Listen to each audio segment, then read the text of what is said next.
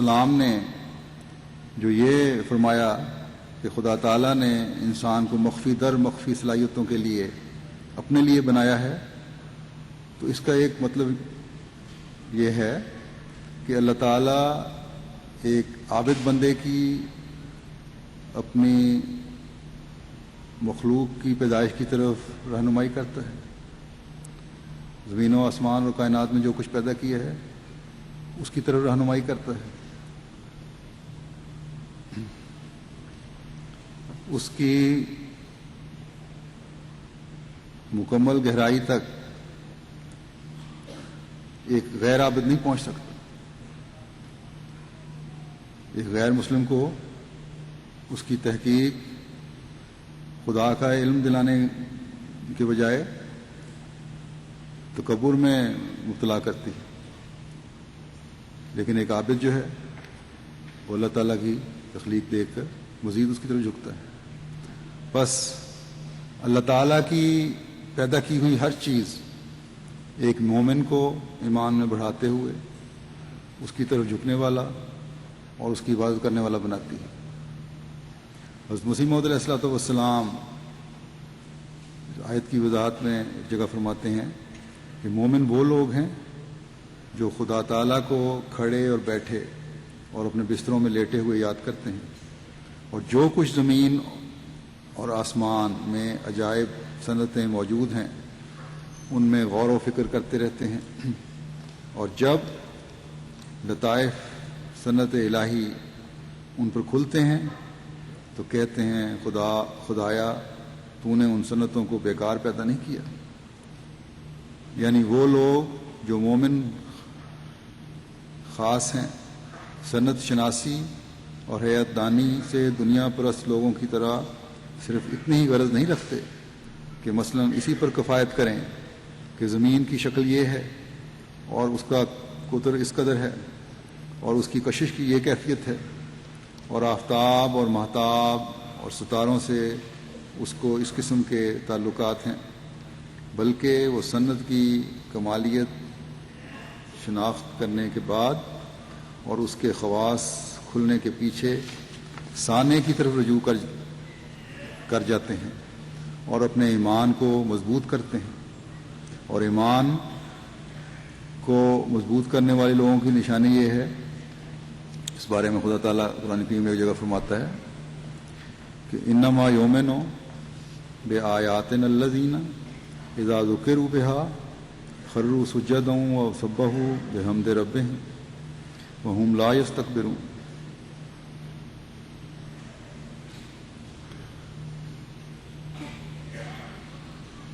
ہماری آیتوں پر تو وہی لوگ ایمان لاتے ہیں جب ان کو متعلق یاد دلایا جاتا ہے تو وہ سجدہ کرتے ہوئے زمین پر گر جاتے ہیں اور اپنے رب کی تعریف اور تسبیح کرتے ہیں اور تکبر نہیں کرتے. بس یہ ہے مومن کی نشانی. اور اللہ تعالیٰ کی آیات کا جب اسے عرفان حاصل ہوتا ہے تو وہ خدا کے حضور جھکتا ہے. اللہ تعالیٰ کی آیات سے میں قرآنی تعلیم بھی ہے، انبیاء کے ذریعے سے ظاہر ہونے والے نشانات بھی ہیں، اور اللہ تعالیٰ کی پیدا کی ہوئی ہر چیز بھی. بس جتنا ایک مومن قرآن کی تعلیم پر غور کرتا ہے، اپنے ماحول پر غور کرتا ہے، خدا تعالیٰ کی ہر قسم کی پیدائش پر غور کرتا ہے، کائنات پر غور کرتا ہے، اس کے لیے کوئی راہ نہیں سوائے اس کے کہ وہ پہلے سے بڑھ کر اپنے پیدا کرنے والے خدا کا عبادت گزار بنے. بس حضرت مسیح موعود علیہ الصلوۃ والسلام کا یہ فکرہ ہم احمدیوں کو خاص طور پر جگانے والا ہونا چاہیے کہ جو لوگ اپنی اصل اور فطری غرض کو چھوڑ کر حیوانوں کی طرح زندگی کی غرض صرف کھانا پینا سمجھتے ہیں، وہ خدا تعالیٰ کے فضل سے دور جا پڑتے ہیں. بس یہ ایک احمدی کے لیے بڑے فکر کا مقام ہے کہ ایک طرف تو ہم اللہ تعالیٰ کے فضل کو سمیٹنے کے لیے، اس کی رضا حاصل کرنے کے لیے اپنے آپ کو اس زمانے کے امام کی جماعت میں شامل ہونے کا دعویٰ کرنے والے سمجھیں یا کہیں، اور اس وجہ سے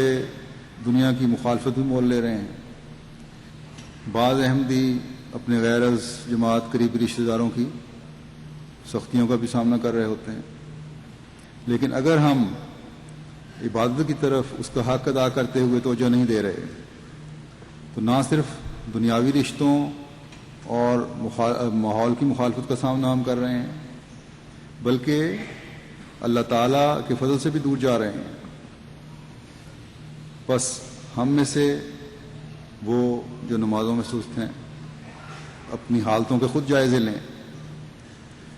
ہمارا فرض ہے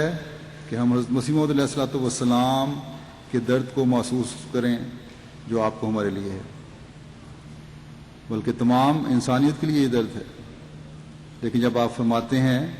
کہ انسان کے دل میں خدا کے قرب کے حصول کا ایک درد ہونا چاہیے، تو ہم احمدی سب سے پہلے آپ کے مخاطب ہیں۔ ہمیں خدا تعالیٰ کا قرب تلاش کرنے کے لیے اس کے حضور جھکنے کی ضرورت ہے، اس کی عبادت کی ضرورت ہے، اور عبادت میں سب سے بہترین عبادت جو ہے وہ نمازوں کی ادائیگی ہے۔ اور نمازوں کی ادائیگی کس طرح ہونی چاہیے، اس بارے میں حضرت مسیح موعود علیہ الصلوۃ والسلام فرماتے ہیں کہ عبادت کے اصول کا خلاصہ اصل میں یہی ہے کہ اپنے آپ کو اس طرح سے کھڑا کرے کہ گویا خدا کو دیکھ رہا ہے، اور یا یہ کہ خدا اسے دیکھ رہا ہے، ہر قسم کی ملونی اور ہر قسم کے شرک سے پاک ہو جاوے، اور اس کی عظمت اور اس کی ربوبیت کا خیال رکھے، عدیہ معصورہ اور دوسری دعائیں خدا تعالی سے بہت مانگے، اور بہت توبہ استغفار کرے، اور بار بار اپنی کمزوری کا اظہار کرے تاکہ تزکیہ نفس ہو جاوے اور خدا تعالیٰ سے سچا تعلق ہو جاوے اور اس کی محبت میں محو ہو جاوے، اور یہی ساری نماز کا خلاصہ ہے۔ پھر آپ فرماتے ہیں نماز اصل میں ایک دعا ہے جو سکھائے ہوئے طریق سے مانگی جاتی ہے،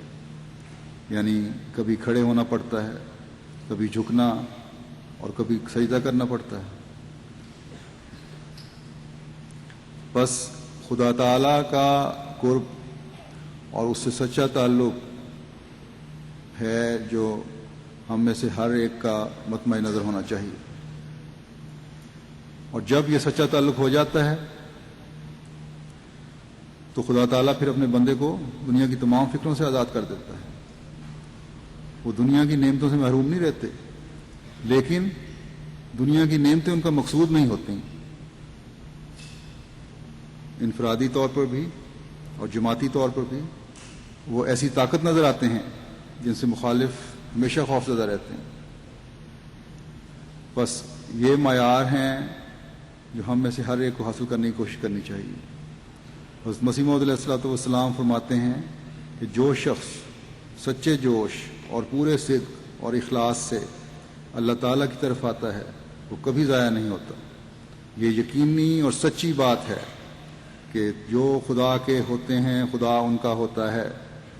اور ہر ایک میدان میں ان کی نصرت اور مدد کرتا ہے، بلکہ ان پر اس قدر